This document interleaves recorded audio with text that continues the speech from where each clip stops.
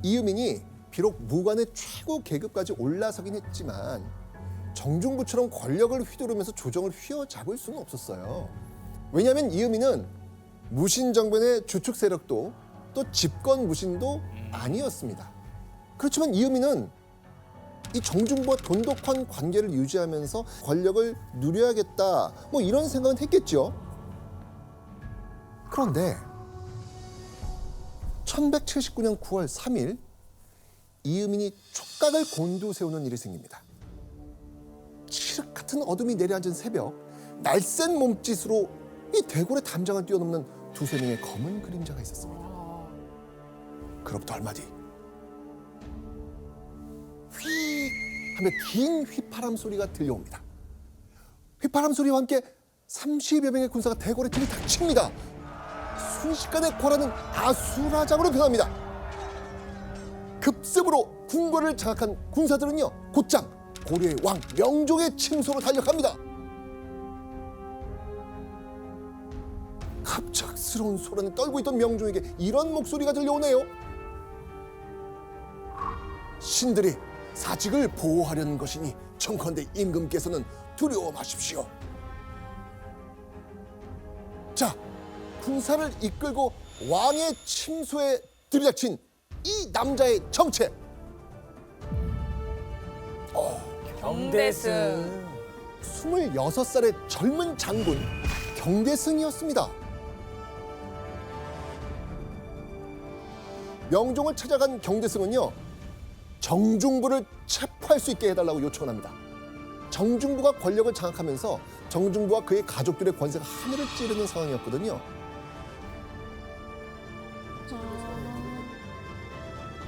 근데 교수님, 이 경대승이 정중부를 치려고 한 결정적 사건이 있죠. 예, 정중부 세력이 왕실을 농락했다는 것이 가장 결정적인 이유였습니다. 정중부 아들 정균이 문제였는데요. 화재가 나서 불에 탄 그 태후의 궁궐을 달라고 해서 차지해서 그곳에 집을 지었습니다. 또 뿐만 아니라 이 정균은 자신이 공주와 혼인을 하고 싶어서 왕실에 지속적으로 압박을 가하고 있었습니다. 그런데 이것은 왕실로서는 도저히 받아들일 수 없는 것이었어요. 왜냐하면 고려 시기에는 이 공주들은 일반 지배층과 혼인을 한 것이 아니라 왕족끼리만 혼인을 했거든요. 자, 그렇다면 정중부를 체포하게 해달라는 경대승의 제안에 명종은 과연 뭐라고 답했을까요? 경대승에게 손수 잔에 술을 따라줍니다. 정중부를 제거해도 좋다는 의미겠죠. 자, 이렇게 명종의 허가가 떨어지고 얼마 지나지 않아 정중부 체포됩니다. 자, 이 무신정변의 주역이자 1세대인 세 사람의 마지막은 모두 비극으로 끝나고 맙니다. 무신들의 부정부패로 혼란해진 세상을 제대로 바꿔보겠다며 혜성처럼 등장한 26살의 젊은 장군 경대승. 경대승의 집권을 축하하기 위해 열린 연회에서 경대승이요 아주 충격적인 말을 합니다. 임금을 시해한 자가 아직도 살아있는데 축하가 무슨 소용인가? 의종의 척추를 맨손으로 꺾어 죽인 이유민을 죽이겠다고 공표를 한 겁니다. 놀라운 소식을 듣게 된 이유민. 경대승이 자신을 제거하겠다고 공언한 이상 이유민 가만히 있을 수 있겠습니까? 아니죠. 네. 움직여야죠. 이유민은요 암살당할 것을 대비해서 용사들을 끌어모아서 사병을 조직합니다. 그리고 마을 어귀에 커다란 문, 일종의 초소라고 할 수 있는 여문을 세우죠. 경대승의 사병이 자신을 공격할까 염려하며 대비를 한 겁니다. 무서운 거예요 지금요. 그런데 이유민이 어느 날 갑작스레 개경을 벗어나 군진으로 떠나게 됩니다. 경대승의 눈을 피해 무사히 피신할 수 있게 된 거죠. 교수님, 그러면 이의민이 개경에 있을 때 왜 경대승은 딱 잡지 않았던 거죠? 이유민은 무신정변 이후에 많은 공을 세웠고 자신의 실력으로 상장군이라고 하는 고위 무실에까지 올라갔죠. 그런 이유민을 함부로 죽이는 것이 쉽지 않았던 겁니다. 자, 이 경대승의 권력을 잡고 약 1년의 시간이 지난 1180년 12월. 우와! 이유민에게 반가운 소식이 전해졌습니다. 경대승에게 앙심을 품었던 다른 무신들에게 경대승이 살해되겠다는 거예요. 경대승이 죽었다는 소식을 들은 이유민은요, 이렇게 말합니다. 내가 경대승을 죽이고자 했는데 누가 나보다 먼저 채찍을 들었는가? 그런데 그로부터 얼마 뒤 이유민에게 온몸의 털이 쭈뼛 설만한 소식이 전해집니다. 경대승이 멀쩡히 살아있다는 겁니다. 이유민이 들은 소식이 잘못된 소식이었던 거예요. 결국 경대승의 눈치를 살피던 이유민, 병을 핑계로 고향 경주로 내려가겠다고 선언을 합니다. 자, 그렇다면 26살의 젊은 무신 경대승이 집권한 이후 무신들에 의해 농락당했던 고려 왕실 모습은 어떻게 바뀌었을까요? 명종은요, 경대승을 왕의 비서인 승지로 임명을 합니다. 내 오른팔 되죠? 라고 얘기한 거 아니겠습니까? 그런데 아니되옵니다. 무신은 안 됩니다. 유학을 하는 문신을 뽑아야 합니다. 역시 문반 관직에는 문신을 임명해야 합니다. 라고 이렇게 주장을 한 거예요. 심지어는 무신이었던 자신의 아버지, 경대승의 아버지 경진이 수탈했던 토지를 모두 반환하기까지 합니다. 이 경대승은. 명종은 우리가 알다시피 정중부하고 이의방이 추대한 왕입니다. 근데 이 명종은 바로 그런 상황 속에서 잘 적응을 해서 지난 한 9년, 10년 동안 왕위를 유지했던 겁니다. 그런데 갑자기 경대성이 나타나서 복고를 하겠다. 그러면서 이런 그동안의 정치적 분위기를 흐트려 놓은 겁니다. 명종 입장에서는 비록 경대성이 말이 고맙기는 하지만 어허. 상당히 너무 이상적인 말이어서 굉장히 부담스러웠던 거죠. 자, 경대승 집권 이후에 고려의 왕 명종의 숨통도 좀 트이고 왕권도 높아졌지만 이런 경대승을 향한 명종의 마음은 조금씩 불편해질 수밖에 없는 거예요.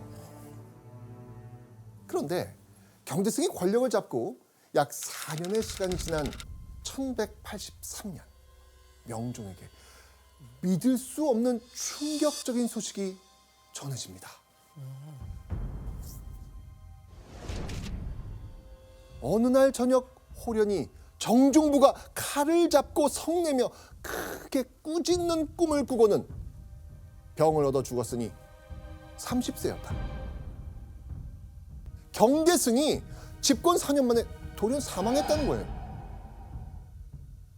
자신이 처단한 정중부를 꿈에서 만난 이후부터 시름시름 앓더니 죽었다라는 믿지 못할 소식이었습니다. 아마도 이 극심한 스트레스로 인한 심장마비로 죽은 게 아닐까라는 생각이 드네요. 어떤 스트레스가 있는 거죠, 경대승이? 경대성은 정중부를 죽이고 권력을 잡았기 때문에 사실 많은 무신들로부터 위협을 받고 있었죠. 또 그런 데다가 젊었기 때문에 군사 기반도 별로 없었고 정치 경륜도 얕았던 거죠. 결국 생명의 위협을 느꼈던 겁니다. 정중부가 꿈에 나타난 것도 그것 때문이었죠. 젊은 무신 경대승이 4년 만에 갑작스런 죽음을 맞았다. 여러분, 이때 명종의 심정은 어땠을까요? 복잡 미묘했을 것 같아요. 그러니까 아이 그래 시원하다 라고 하면서도 뭔가 찝찝한 그런 기분 아니었을까요? 불안하죠. 네. 어찌건 자신을 보호해줬던 무신이 맞아요. 지금 사라진 거잖아요. 맞아요. 결국 명종은요, 얼마 지나지 않아서 이 사람을 자신 곁에 두기로 결심하죠. 바로 경대승을 피해 고향 경주에 내려가 있었던 이유민이었습니다. 명종이 이유민을 개경으로 부른 이유가 있죠. 이유민이 경주에 계속 있는다면은 혹시 그곳에서 지지 세력을 확보해서 반란을 일으키지 않을까 이런 두려움이 명종에게 있었던 겁니다. 그래서 이 이유민을 개경으로 불러서 다른 무신들이 있는 조정에서 가까이 두고 견제, 감시하려고 했던 겁니다. 약 3년의 시간 동안 고향 경주에서 숨죽여 지내던 이음인이 명종의 간곡한 부탁으로 다시 개경에 돌아오게 된 겁니다.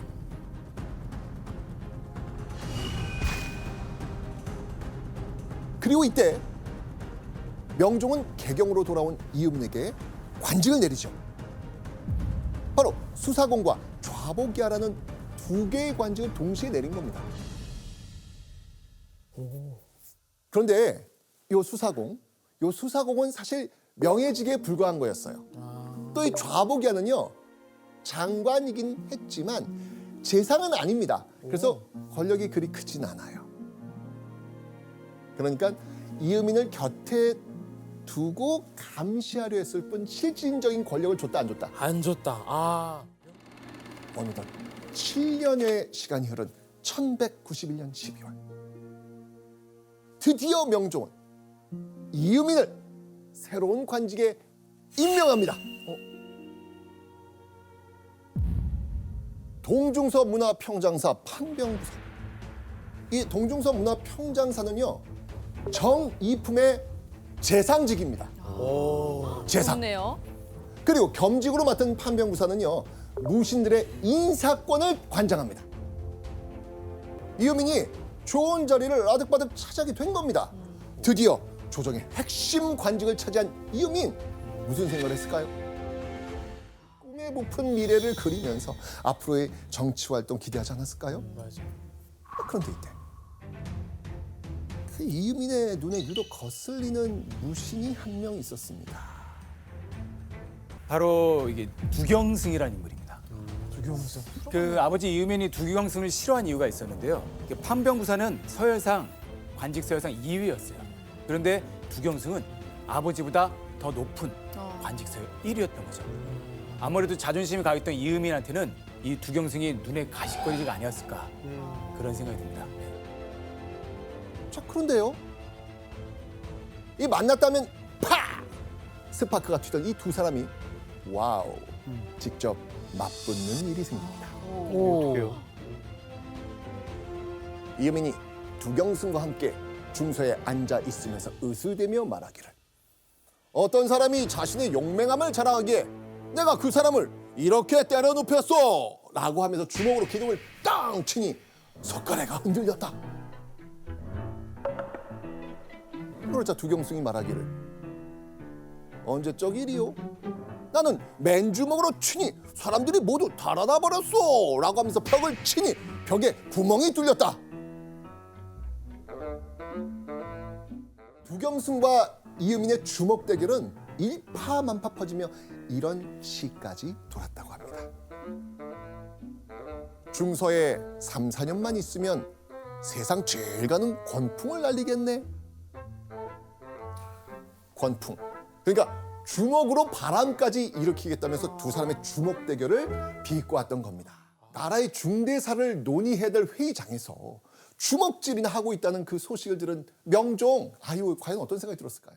점점 제멋대로 횡포를 부리는 이음인을 보면서 경대승 때와는 또 다른 좀 두려운 마음을 갖지 않았을까요? 바로 이때 이음인의 행보, 고려사에 이렇게 실려 있는데요. 자, 김홍표 씨가 한번 읽어봐 네. 주시죠. 이음인이 인사권을 제멋대로 하니 정사가 뇌물로 이루어졌으나 그 일당들이 서로 연결되어서 조정 신료들이 감히 뭐라고 말할 수 없었다.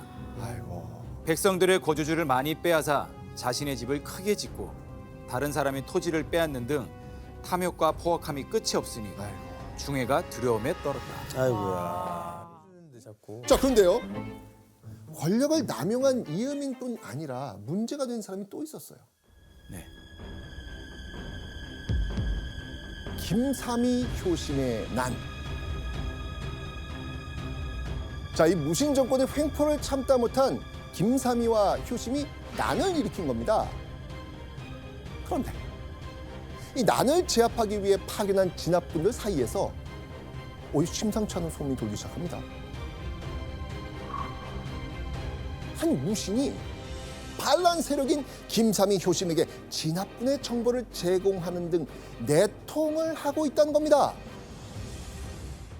이음인 아들 이지수는요. 이때 이 진압군 장군으로 파견됐었습니다. 난이 일어났던 지역이 경주와 가까웠던 청도군, 뭐 포항, 울산 그쪽이었었는데 아주 살짝 협상을 조금 했었죠. 원래 동네 사람들이니까 아는 사람들이니까 그렇죠. 적과의 내통은요, 이거 국가의 기강을 송두리째 무너뜨리는 일이나 다름없습니다. 하지만 고려의 실세였던 이음인의 아들 이지순을 처벌한다? 처벌 즉시 이음인의 벼락 같은 불호령에 자기 목이 떨어지게 이거 분명했습니다. 자, 그렇다면 명종은 이음인에게 어떤 조치를 취했을까요? 명종은요, 이음인을 오히려 더 챙겨줍니다. 명종은 이음인을요, 고려 최고의 관직인 문화시중에 임명을 합니다. 문화시중? 네.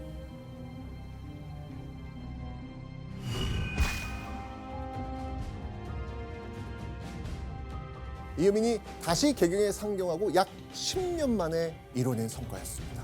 이제 이음인을 막을 수 있는 자 아무도 누구도 없었습니다.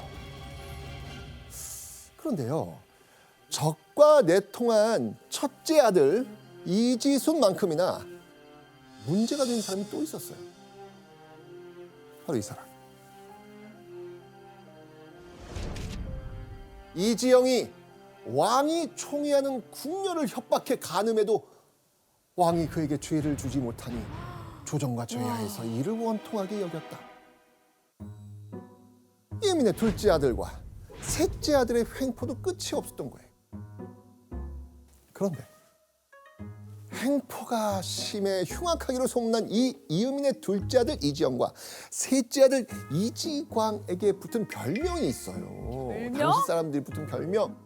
바로 자기 뜻에 맞지 않는 사람은요, 모조리 죽인다면서 쌍칼처럼 난폭하다는 뜻으로 쌍도자, 해석하면 쌍칼이었습니다. 네. 온 나라가 두려움에 떨었다고 할 정도로 거침없고 막무가내였던 이음인 일가의 팍질은 여기서 끝이 아니었습니다. 이음인의 최 씨는 성질이 흉악하고 사나워서 집에 비를 질투하여 때려 죽였으며 노아 간통하였다. 이 아내의 간통 사실을 알게 된 이음인, 아내 어떻게 했을까요? 이음인이 노를 죽이고 철을 내쫓은 뒤에 양가 여자들 중 얼굴이 예쁜 여자를 많이 데려다가 결혼하고는 다시 버리는 일을 반복하였다. 일반 여자들. 이음인은 아내와 간통한 남자종 죽이고 아내와는 이혼한 뒤 집 밖으로 내쫓아 버린 겁니다. 그리고는 끊임없이 여색을 탐하면서 예쁜 여자를 계속 취했다고 하네요. 내가 하면 로맨스, 남이 하면 불륜. 한마디로 내로남불 이음인이었던 겁니다. 그런데 이때요, 저작거리 이상한 소문이 돌기 시작하네요. 용의 자선은 12대로 끝나고 다시 18자가 나타난다.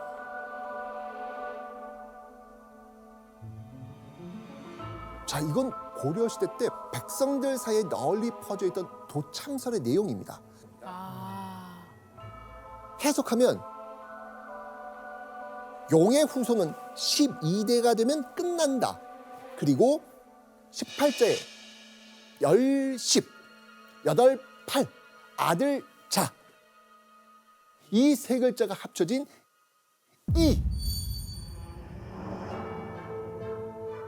이가 왕이 된다. 한마디로 왕씨 대신 무슨 씨가 왕이 된다? 이씨. 이씨 왕가가 들어선다는 이야기였어요. 어쩌면 내가 고려의 왕이 될 수 있지 않을까? 거리에 퍼진 도참소를 듣고는요, 천민 출신 이음인이 고려의 왕이 되겠다며 말도 안 되는 꿈을 꾸기 시작한 겁니다. 와, 권력욕이라는 게 끝이 없는 것 같아요. 그리고 이음인의 입장에서 올라갈 순자는 딱 하나 남은 거잖아요. 그리고 본인이 왕이 된다 그러면 자기가 가진 모든 것들을 가족들에게 대대손손 물려줄 수 있잖아요. 그래서 고려의 왕이 되려 했던 게 아닌가 싶어요. 교수님, 이음인이 진짜로 도참설을 믿었던 건가요? 이여민은 천민 출신이고 또 글자를 모른다고 했습니다. 하지만 미신을 잘 믿는 사람이었어요. 그런데 가만히 살펴보면 이여민이 실제적으로 왕이 되려고 어떤 프로젝트를 추진한 그런 흔적은 보이지 않습니다. 마음으로 왕이 되고 싶은 생각은 있었지만 그냥 허황된 꿈만 가지고 있었다고 볼 수 있는 거죠. 고려의 왕이 되겠다는 허황된 꿈까지 꾸며 무소불위의 권력을 막무가내로 휘두르던 이유민이니까. 자, 그런데요, 황당한 이유 때문에 이유민 일가가 단번에 몰락합니다. 왜요? 이겁니다.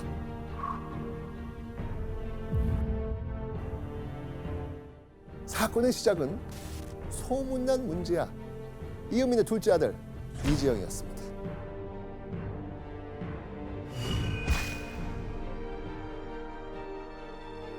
이지영이 명문 무인 가문 출신의 관료 최충수의 이 비둘기에 강탈한 거예요.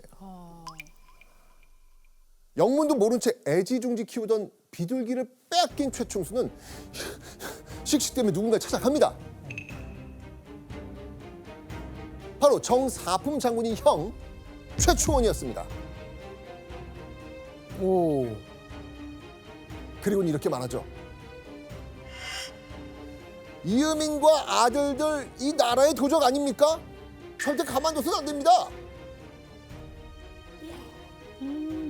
한마디로 이여민 일가를 처단하자는 거였죠. 이 최충원 형제들이 정변을 일으켰던 것은 단순히 그 비둘기 때문만은 아니겠죠. 이여민과 그 가족들이 너무 횡패를 많이 부리고 그것에 대해서 많은 지배층이 불만을 가지고 있다는 것을 알고 있었기 때문에 들고 일어났다고 생각합니다. 그러던 1196년 4월 9일 최충원 형제에게 드디어 기회가 찾아옵니다. 이날은요, 고려의 왕 명종이 개경의 사찰 보제사로 행차하는 날이었습니다. 근데 이때 이유민이 병을 핑계로 명종의 행차를 따라가지 않아요. 이유민은요, 자신의 별장에 가서 휴식을 취할 심산이었던 거예요. 왕을 지켜야 되는데. 그렇죠. 와.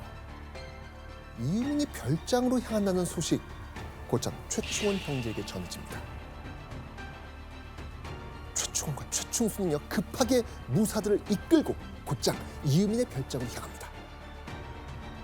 이유민의 별장에 도착한 최충원 형제는요, 가만히 몸을 숨긴 채 딱 한 번의 기회가 오기만을 숨죽여 기다립니다. 그렇게 이유민이 별장을 빠져나와 말에 오르던 바로 그 순간 최충원과 최충수는 옷소매 속에 감춰둔 칼을 꺼내듭니다. 그리고는 이유민이 거침없이 달려들었죠. 먼저 동생 최충수가 비호처럼 달려들 칼을 휘두릅니다. 연이어 최충원의 칼날이 이유민의 목을 베입니다. 기골이 장대한 힘의 무사 이유민이 방심하고 있다가 최충원과 최충수 형제에게 당한 겁니다.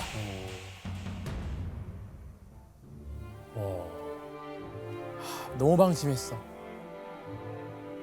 이유민의 머리는 곧장 개경 한복판에 매달립니다. 최충원은요, 이유민을 비롯해 이유민의 세 아들들까지 죽이고요, 단숨에 고려의 집권자로 올라서게 됩니다.